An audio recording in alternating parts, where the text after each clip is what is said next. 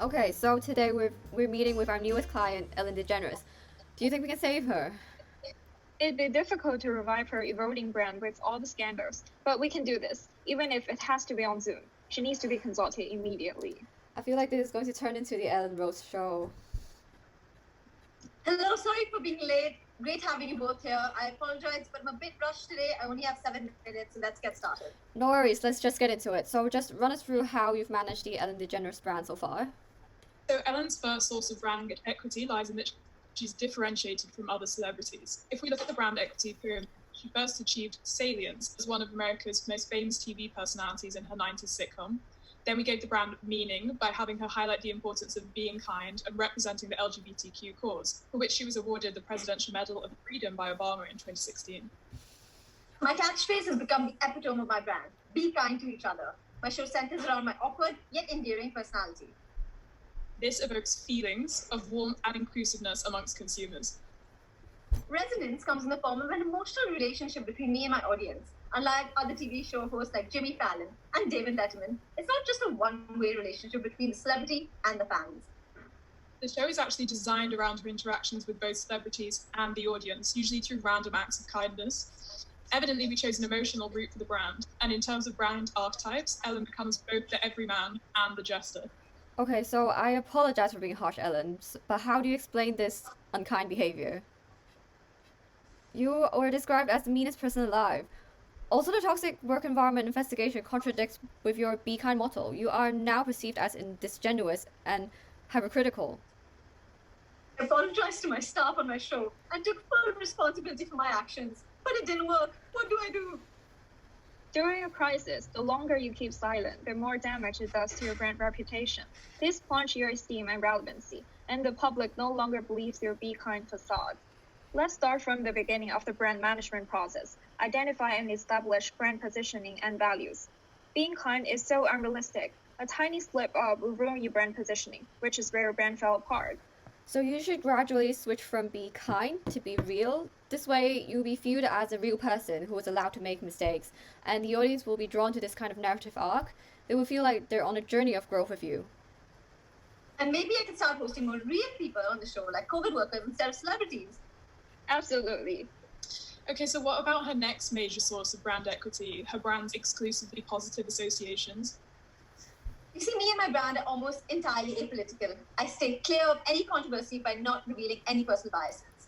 We are committed to creating a happy atmosphere in the show by hosting games, encouraging dancing, etc., to create strong, favorable, and unique brand associations.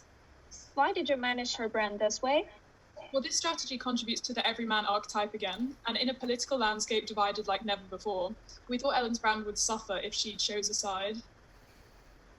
By not doing so, I appeal to everyone and anyone because I stand for nothing and everything. Her brand touchpoints provide a guaranteed form of escapism, which allows people to forget the turmoil of the outside world. Alright, Ellen, you say you're apolitical, so how do you explain this? My friendship with George Bush. Her associating with Bush, who tried to ban same-sex marriage, made you seem disingenuous, diluting brand equity you gain as an LGBT influencer. Also, being apolitical in the US is a very privileged position to be in at the moment. Am I not meant to be friends with people who have different views than me? Ellen, unlike a product or company that can function as a separate entity to the CEO, you are the brand. This means anyone or anything you associate with can build or break your brand and risk drawing negative associations to the brand. If you are going to be apolitical, you need to do it well and perhaps, try to keep your friendships private. I get it. But I don't know what message my audience wants. Okay, that's when the power of participation comes in.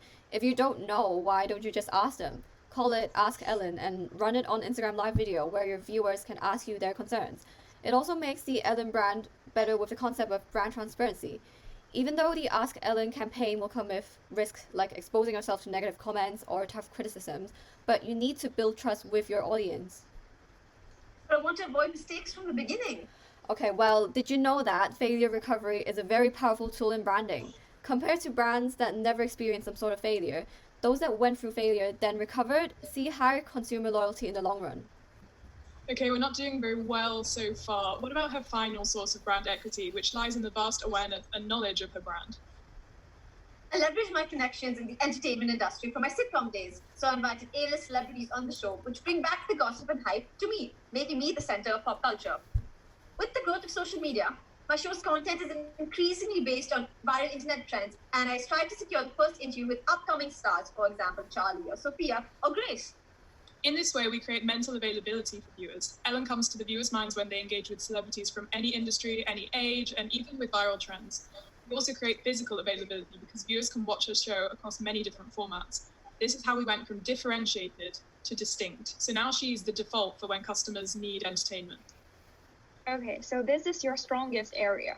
But because traditional celebs are falling out of favor during the pandemic, keep engaging with rising stars as well as ordinary people to grow your relevance and authenticity. This will also help with being real.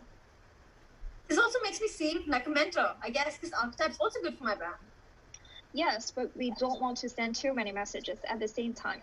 We want you to just focus on 3: gesture, everyman, and draw a few associations from caregiver. This will allow for an easier transition from being kind to be real, someone who cares about the community. That sounds good. Ellen, now people will reflexively think of you when they want to catch up with the latest social media trends and even local news trends. Yes, our ultimate goal here is to make sure Ellen remains the default brand when consumer needs the entertainment. Thanks a lot for today, guys. Maybe I'm not cancelled after all. You guys are real brand experts. I will make sure my manager stays in contact. You're welcome, but many branding concepts are intended for corporate brands rather than personal brands. But we're experts in adapting these models, so we're pretty confident you can move away from the eroded potential back to the leadership position. Thanks, guys. Great, thank you for your time. Bye.